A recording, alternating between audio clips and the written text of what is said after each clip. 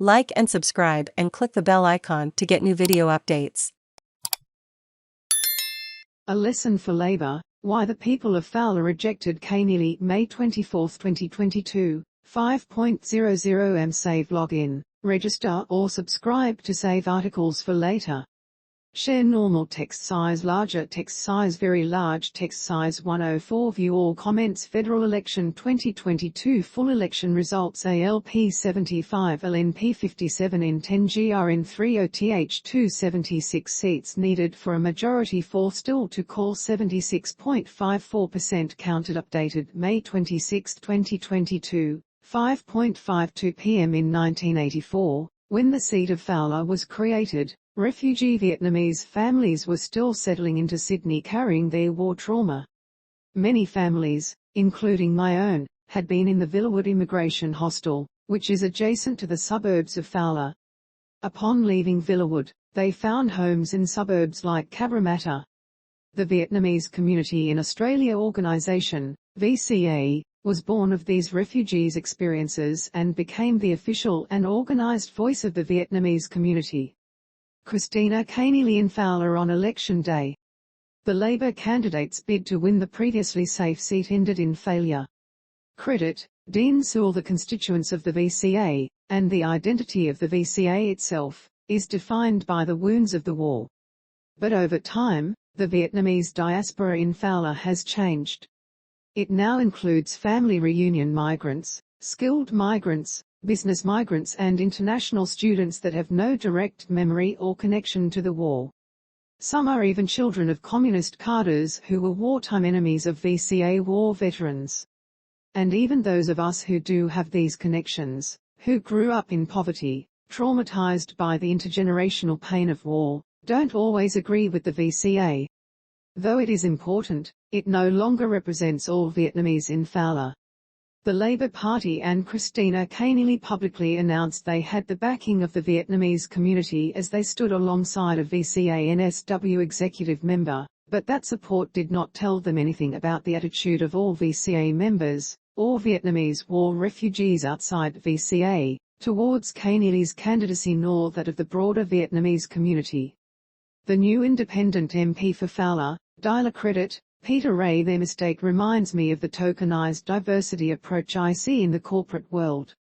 If you've consulted the Muslim, the Aboriginal person, the gay, the Asian, you've done your homework. Another error, prolific in corporate Australia, is their biased view of leadership qualities. In endorsing Keneally over local lawyer Tula, Paul Keating said she had executive talent. This notion evokes a certain archetype of Anglo-centric leadership, a type of leadership that keeps racial diversity at the bottom and white people at the top. And in any case, in our community, leaders can behave differently, without the need for this expression of talent. During the pandemic, the inequitable treatment of southwestern Sydney communities, including those in Fowler, was clear. People gathered on Bondi Beach without punishment, while in Fowler there were helicopters and loudspeakers, reminiscent of the war. My mother's friends, frontline workers, elderly themselves, had to wear nappies to urinate as they waited for hours to get tested every few days to go to work. My parents, eternally grateful to Australia, were for the first time in 42 years outraged by the indignity and the inequality. On Vietnamese community TV, the white woman from Scotland Island was also called a boat refugee. She left an island and found refuge in Liverpool. My friend said it was reminiscent of Labour's Reba Ma being parachuted in from a beachside suburb after the shooting of MP John Newman.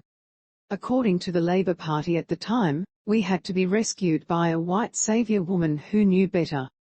And now, we were being rescued again.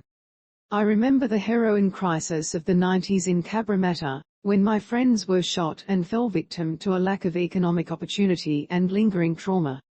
Over the years, it was Dialer who campaigned for the community, from safe public toilets to decent car parks to, as a journalist, telling the stories that reflected us. Understanding the Australian Vietnamese community also means understanding its complex and sensitive relationship to communist Vietnam. concurrently embracing the need for deeper engagement with Vietnam as we navigate extremely challenging geopolitical trade and security tensions with China. Representing Fowler is not only about representing Australian Vietnamese.